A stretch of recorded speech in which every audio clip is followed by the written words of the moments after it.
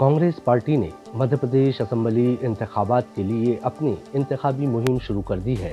इसके लिए प्रियंका गांधी रियासत की सकाफती राजधानी कहलाए जाने वाले शहर जबलपुर पहुंची।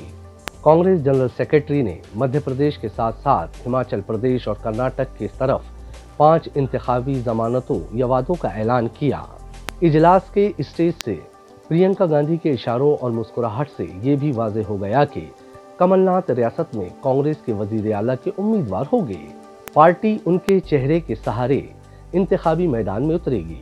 वाज़ेह रहे कि प्रियंका गांधी जबलपुर पहुंचने के बाद सीधे गौरी घाट गई, जहां उन्होंने 101 ब्राह्मणों के साथ तकरीबन 20 मिनट तक नर्मदा की पूजा की।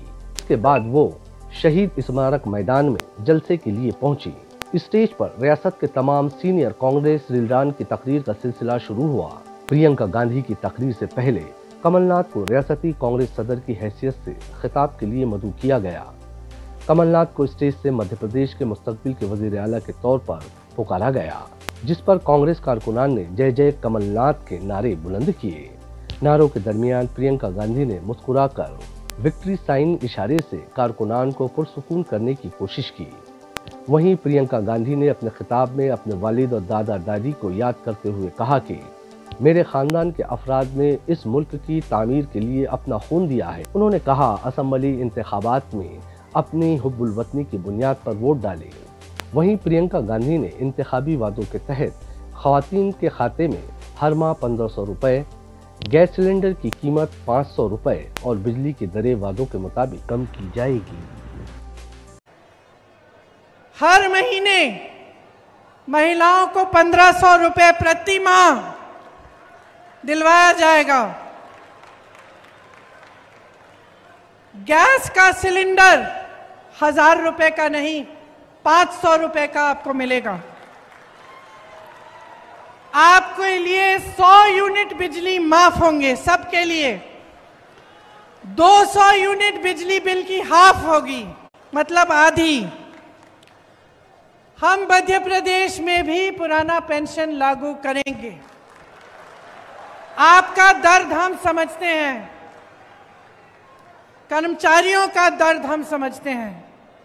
आप देखिए इन्होंने क्या नहीं किया।